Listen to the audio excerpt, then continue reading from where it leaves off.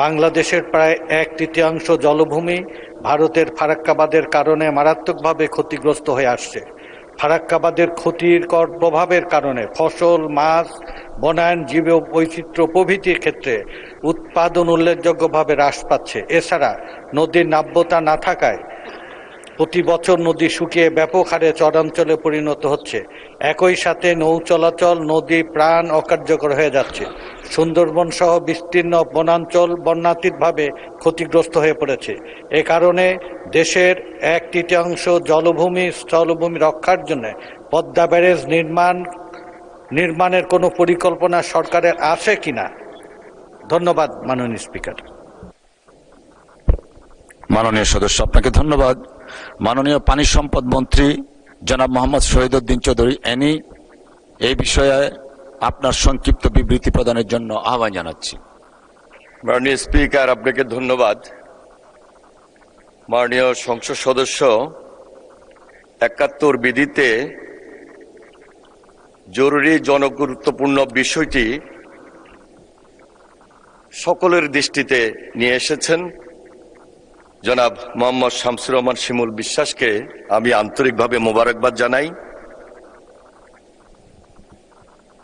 Padma barrage প্রকল্পটির মাধ্যমে দেশের দক্ষিণ পশ্চিমাঞ্চল এবং উত্তর পশ্চিমাঞ্চলের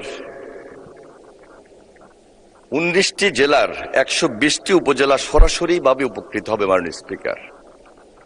এবং এর বাহিরে আমরা যে সমীক্ষা করেছি,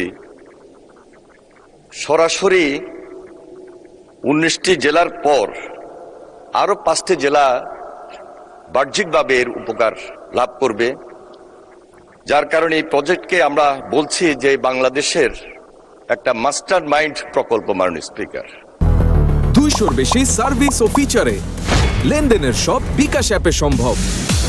এই প্রকল্পটি পদ্মা নদীর পানি দক্ষিণ পশ্চিমাঞ্চলের জীবন জীবিকা, কৃষি, মৎস্য, পরিবেশ এবং মানুষের টিকে থাকার জন্য অন্যতম ভিত্তি। আর সেই ভিত্তির কেন্দ্রেই রয়েছে পদ্মা নদী। পদ্মা নদীতে ব্যারেজ নির্মাণের সম্ভাব্যতা সমীক্ষা 2004 সালে শুরু হয়েছিল এবং এই সমীক্ষা শেষ হতে 2013 সাল পর্যন্ত লাগে মাননীয় স্পিকার।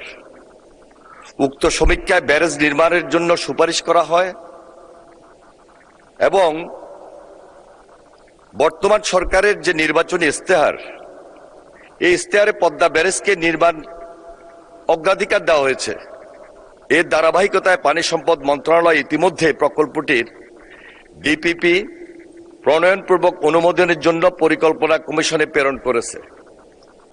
প্রকল্পের প্রস্তাবিত ব্যয় 34,497.25 কোটি টাকা মাননীয় স্পিকার, এবং এর বাস্তবায়ন কাল ধরা হয়েছে 2026 থেকে 2033। আমরা যেসব এলাকায় এই যে সরাসরি উপকার বা সুবিধাভোগী অঞ্চল হিসাবে ধরে নিয়েছি, সেসব এলাকায় প্রায় 28.80 লক্ষ হেক্টর জমিতে সেচের জন্য প্রয়োজনীয় পানির সংস্থান নিশ্চিত হবে। ব্যারেজ ডেককে সড়ক সংযোগ, বিদ্যুৎ সঞ্চালন লাইন এবং গ্যাস ট্রান্সমিশন পাইপলাইন স্থাপনের ভিত্তি হিসাবে ব্যবহারের সুযোগ সৃষ্টি হবে মাননীয় স্পিকার। আনুমানিক 113 মেগাওয়াট জলবিদ্যুৎ উৎপাদন সম্পাদন হবে।